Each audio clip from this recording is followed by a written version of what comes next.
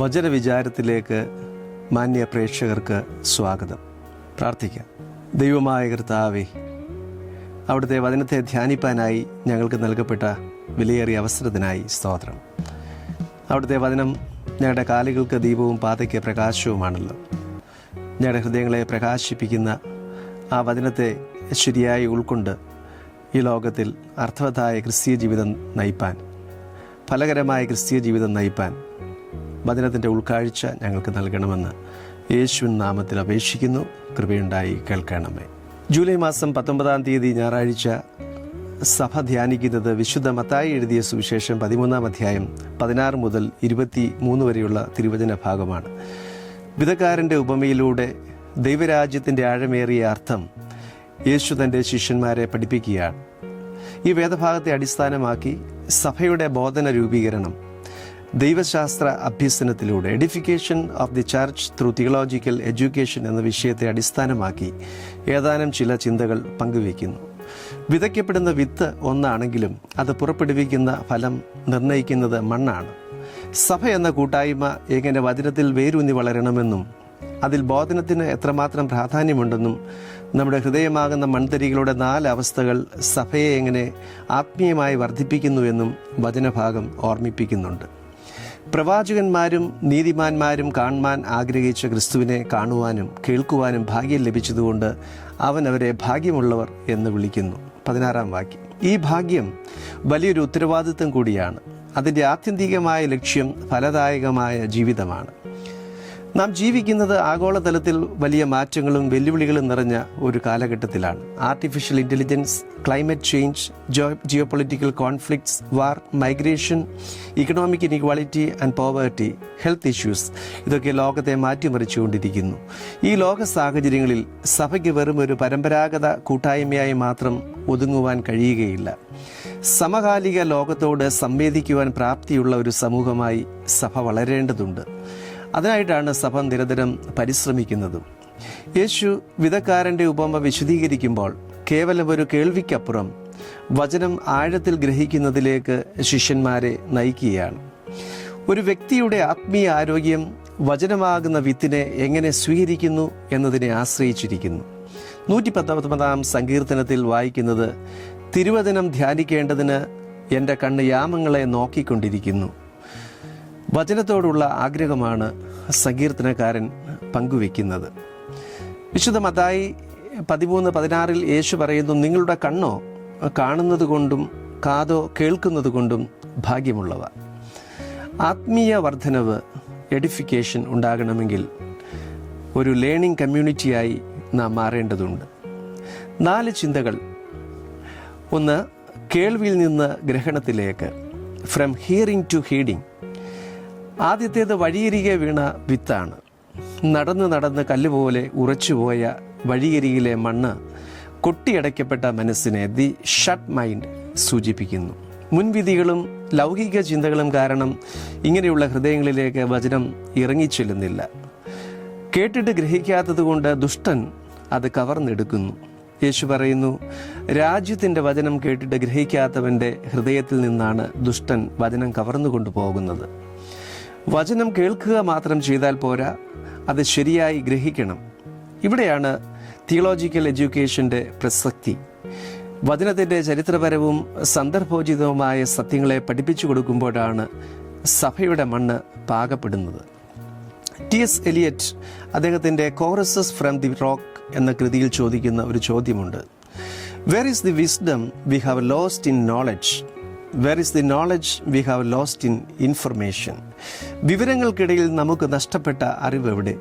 അറിവുകൾക്കിടയിൽ നമുക്ക് നഷ്ടപ്പെട്ട ജ്ഞാനം എവിടെ? ഇന്ന് വിവരങ്ങൾക്ക് യാതൊരു കുറവുമില്ല. സോഷ്യൽ മീഡിയയിലും ഇൻ്റർനെറ്റിലും ധാരാളം പ്രസംഗങ്ങൾ ലഭ്യമാണ്. എന്നാൽ ആഴമേറിയ ദൈവശാസ്ത്ര പഠനമില്ലെങ്കിൽ അത് കേവലം വഴിയരികിൽ വീഴുന്ന വിത്ത് പോലെയാകും.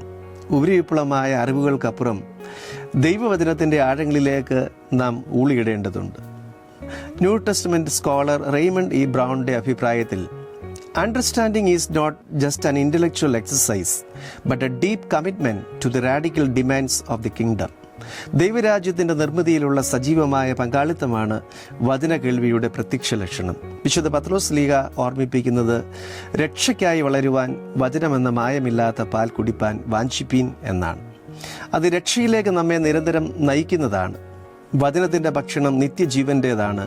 അത് ആത്മാവിൻ്റെ പരിപോഷണത്തിന് അനിവാര്യമായിട്ടുള്ളതാണ്. രണ്ടാമത്തെ വേദഭാഗത്തിൽ യേശു ക്രിസ്തുവിനെക്കുറിച്ച് പൗലോസ് ശ്ലീഹ വളരെ ആധികാരികമായി വിവരിച്ചു പറഞ്ഞിട്ടും ചിലർ അതിനെ സമ്മതിക്കുകയും എന്നാൽ മറ്റു ചിലർ അതിനെ വിശ്വസിക്കാതിരിക്കുകയും ചെയ്യുന്നു. വചനത്തോട് മുഖം തിരിച്ചു നിൽക്കുന്നവരാണവർ. ദുഷ്ടൻ വന്ന് അവരിൽ നിന്ന് അത് കവർന്നെടുത്ത് കളയുന്നു. 119 സങ്കീർത്തനം 11 വാക്യത്തിൽ പറയുന്നു, ഞാൻ നിന്നോട് പാപം ചെയ്യാതിരിക്കേണ്ടതിന് നിന്റെ വചനത്തെ ഹൃദയത്തിൽ സംഗ്രഹിക്കുന്നു. രണ്ടാമത്തെ ചിന്ത വൈകാരികതയിൽ നിന്ന് പ്രതിബദ്ധതയിലേക്ക്, from emotion to commitment. Yet he has no root in himself, but endures only for a while. For when tribulation or persecution arises because of the word, immediately he stumbles. പാറസ്ഥലത്ത് വീണ വിത്ത് വേരില്ലാത്തതിനാൽ വെയിൽ ഉദിച്ചപ്പോൾ വാടിപ്പോയി. കഷ്ടതയോ ഉപദ്രവമോ ഉണ്ടാകുമ്പോൾ അവർ ഇടറിപ്പോകുന്നു. വില്യം ബാർക്ലേ ഇതിനെ ഉപരിവിപ്ലവമായ മനസ്സ്, the shallow mind എന്ന് വിളിക്കുന്നു. പാറയ്ക്ക് മുകളിലുള്ള നേർത്ത മണ്ണിൽ വിത്ത് പെട്ടെന്ന് മുളയ്ക്കുമെങ്കിലും വേരുകൾ താഴേക്ക് ഇറങ്ങാൻ കഴിയുകയില്ല. വേദശാസ്ത്രജ്ഞനായ ജുർഗൻ മോൾട്ട്മാൻ പറയുന്നത്, true Christian hope is not a cheap optimism that ignores suffering, a faith that relies entirely on emotional ecstasy and sudden enthusiasm without the deep roots of suffering and testing will wither instantly under socio-political pressures or personal crisis. ഒരു സഭയ്ക്ക് ചുറ്റുമുള്ള സാമൂഹിക രാഷ്ട്രീയ യാഥാർത്ഥ്യങ്ങളെ അഭിമുഖീകരിക്കുവാൻ കൃത്യമായ ദൈവശാസ്ത്ര അടിത്തറ ഉണ്ടായിരിക്കണം. പ്രതിസന്ധികളിൽ തകർന്നു പോകാതെ നിൽക്കണമെങ്കിൽ വചനത്തിൻ്റെ ആഴത്തിലുള്ള അടിത്തറ ഉണ്ടായിരിക്കണം. ഇല്ല എങ്കിൽ പ്രതിസന്ധികൾ നമ്മെ തകർക്കും. ഒന്നാമത്തെ വേദഭാഗമായ നെഹമ്യാവിൻ്റെ പുസ്തകത്തിൽ എസ്രാ പുരോഹിതൻ യഹോവയുടെ ന്യായപ്രമാണ പുസ്തകം എടുത്ത് ജനത്തെ വായിച്ചു കേൾപ്പിക്കുന്നു. അവർ അത് സശ്രദ്ധം കേൾക്കുന്നു. പുസ്തകം വിടർത്തിയപ്പോൾ ജനം എഴുന്നേറ്റ് അത് വായിച്ചു കേട്ടപ്പോൾ അവർ അനുതാപത്തിൻ്റെ കണ്ണുനീർ ഒഴുക്കുന്നു. അതിൻ്റെ പൊരുൾ ഗ്രഹിച്ച ജനം വചനത്തിൻ്റെ ബോധ്യത്തിൽ സന്തോഷിക്കുകയും കൂട്ടായ്മ പങ്കിടുകയും ചെയ്യുന്നു. ഡീറ്റിച്ച് ബോൺഹോഫർ തൻ്റെ കോസ്റ്റ് ഓഫ് ഡിസൈപ്പിൾഷിപ്പ് എന്ന പുസ്തകത്തിൽ ചീപ്പ് ഗ്രേസിനെ പറ്റി പരാമർശിക്കുന്നുണ്ട്.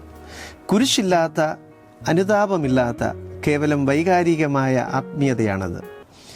സഭയിലൂടെ ശക്തമായ ദൈവശാസ്ത്ര അഭ്യസനം ദൈവജനത്തിന് നൽകുമ്പോൾ മാത്രമേ വൈകാരിക പ്രകടനങ്ങൾക്കപ്പുറം കൊടുങ്കാറ്റുകളെ അതിജീവിക്കുന്ന ആധികാരികമായ വേരുകൾ ദൈവജനത്തിന് ഉണ്ടാകൂ. 119 സങ്കീർത്തനം ഇങ്ങനെ പറയുന്നു, നിന്റെ വചനം എന്നെ ജീവിപ്പിച്ചിരിക്കുന്നത് എൻ്റെ കഷ്ടതയിൽ എനിക്ക് ആശ്വാസമാകുന്നു. ഒരു കെട്ടിടത്തിൻ്റെ ഭംഗി കാണുന്നത് അതിൻ്റെ ഉപരിതലത്തിലാണ്, എന്നാൽ അതിൻ്റെ നിലനിൽപ്പ് അടിത്തറയിലാണ്. ദൈവശാസ്ത്രം സഭയുടെ ദൃശ്യമാകാത്ത അടിത്തറയാണ്. അത് വിശ്വാസികൾക്ക് ആഴത്തിലുള്ള വേരുകൾ നൽകുന്നു. തെറ്റായ ഉപദേശങ്ങളും പ്രതിസന്ധികളും സഭയെ ഉലയ്ക്കുമ്പോൾ വചനത്തിൽ ആഴപ്പെട്ട വേരുകൾ ഉള്ളവർക്ക് മാത്രമേ ഉറച്ചു നിൽക്കാനാകൂ. മൂന്നാമത്തെ ചിന്ത വിഭ്രാന്തിയിൽ നിന്ന് വിവേചനത്തിലേക്ക്, ഫ്രം കൺഫ്യൂഷൻ ടു ഡിസൈൻമെൻറ്റ്. വചനത്തെ ചോക്ക് ചെയ്യുന്ന, ഞെരുക്കിക്കളയുന്ന മുള്ളുകളെ പറ്റി ഇവിടെ യേശു പറയുന്നു.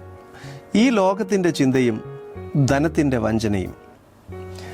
ഇതിനെ തിരക്കേറിയ മനസ്സ്, ദി ക്രൗഡഡ് മൈൻഡ് എന്ന് വിശേഷിപ്പിക്കാം.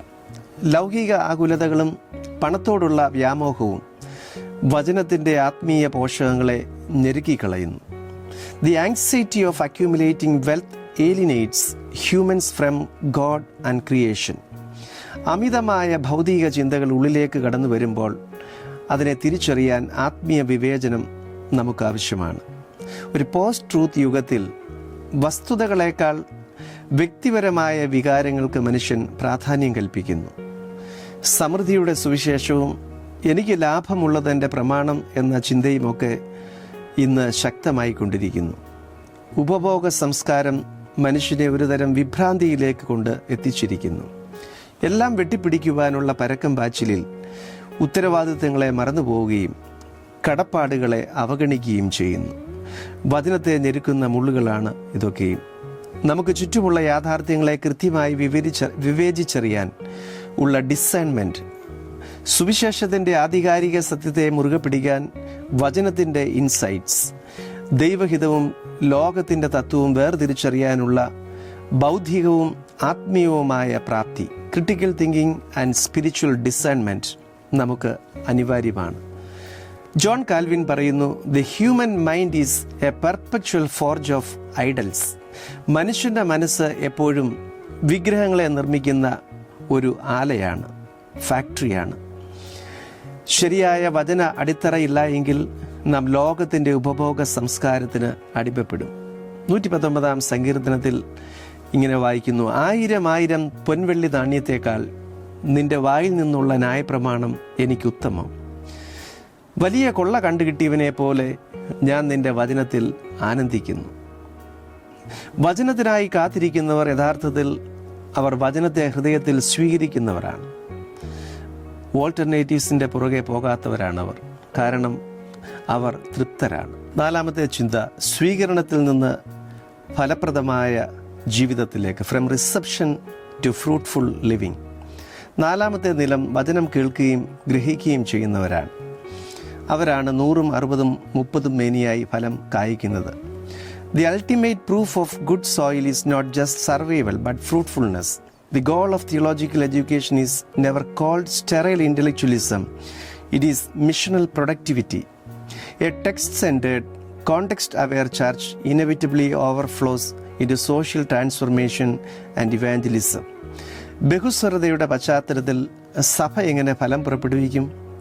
നല്ല നിലം എന്നത് കേവലം സഭയുടെ 4 ചുവരുകൾക്കുള്ളിൽ ഒതുങ്ങുന്നതല്ല, മറിച്ച് ലോകത്തിലേക്ക് ഇറങ്ങിച്ചെല്ലുന്നതാണ്. വചനം ജീവിതത്തിൽ പ്രായോഗികമാക്കുമ്പോഴാണ് അത് ഫലദായകം ആകുന്നത്. So theological education is not merely an academic exercise for the clergy. It is the vital plowing of the church's soil so that the entire body of Christ can mature, discern and bear fruit. ദൈവശാസ്ത്ര അഭ്യസനം മനുഷ്യഹൃദയങ്ങളെ നല്ല നിലമാക്കി മാറ്റുന്ന പ്രക്രിയയാണ്. കേവലം റീൽസുകൾ ഉണ്ടാക്കി അതിൽ ആത്മനിർവൃതി കണ്ടെത്തേണ്ടവരല്ല നാം.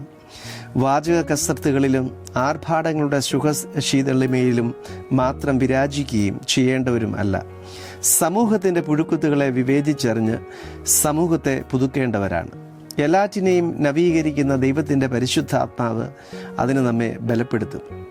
വചനം വിതയ്ക്കുന്ന സഭ ലോകത്തിൽ ജീവനുള്ള വിത്തായി മാറി സാമൂഹിക മാറ്റത്തിനും ആത്മീയ നവീകരണത്തിനും ഇടയാക്കും. വചനം ഹൃദയത്തിൽ സ്വീകരിക്കുന്ന വ്യക്തികൾ സഭയിലും സമൂഹത്തിലും സ്നേഹത്തിൻ്റെയും കാരുണ്യത്തിൻ്റെയും നീതിയുടെയും ഫലങ്ങൾ പുറപ്പെടുവിക്കും. നമ്മുടെ ഹൃദയമാകുന്ന മണ്ണ് ഇന്ന് ഏതവസ്ഥയിലാണ്? അത് മുൻവിധികളാൽ അടയ്ക്കപ്പെട്ട വഴിയരികിലാണോ? അതോ ആഴമില്ലാത്ത പാറസ്ഥലമാണോ? അതോ ലൗകികമായ ചിന്തകളാൽ ഞെരുക്കപ്പെട്ട മുള്ളുകൾ നിറഞ്ഞതാണോ? ഉപരിവിപ്ലവമായ കേൾവിക്കപ്പുറം വചനത്തിൻ്റെ അർത്ഥം ശരിയാവണ്ണം ഗ്രഹിച്ചുകൊണ്ട് നമുക്ക് ആത്മീയമായി വളരാം. വൈകാരികതയുടെ പാറസ്ഥലങ്ങളെ തകർക്കുവാനും ലോകത്തിൻ്റെ മുള്ളുകളെ വിവേചിച്ചറിയുവാനും അങ്ങനെ നമ്മുടെ മനസ്സുകളെ പ്രബുദ്ധമായ ഒരു നല്ല നിലമാക്കി മാറ്റി 100 മേനി ഫലം പുറപ്പെടുവിക്കുന്ന ദൈവരാജ്യത്തിൻ്റെ ഉപകരണങ്ങളാക്കി മാറ്റാം. തുറക്കപ്പെട്ട കണ്ണുകളും കേൾക്കുന്ന കാതുകളും ദൈവികമായ വലിയൊരു പദവിയാണ് എന്ന് യേശു ഓർമ്മിപ്പിക്കുകയാണ്. വഴിയരികിലെ അജ്ഞതയെ മാറ്റുവാനും വൈകാരികതയുടെ പാറക്കൂട്ടങ്ങളെ തകർക്കുവാനും ലൗകികതയുടെ മുള്ളുകളെ പിഴുതെറിയുവാനും വചന പഠനത്തിലൂടെ നിരന്തരം നമുക്ക് സാധിക്കണം. സങ്കീർത്തനത്തിൽ നാം ഇങ്ങനെ വായിക്കുന്നു, ഞാൻ നിന്നെ ഉപദേശിച്ച് നടക്കേണ്ടുന്ന വഴി നിനക്ക് കാണിച്ചു തരും, ഞാൻ നിന്റെ മേൽ ദൃഷ്ടി വെച്ച് നിനക്ക് ആലോചന പറഞ്ഞു തരും. 32-ാം സങ്കീർത്തനം 8-ാം വാക്യം. God bless you all.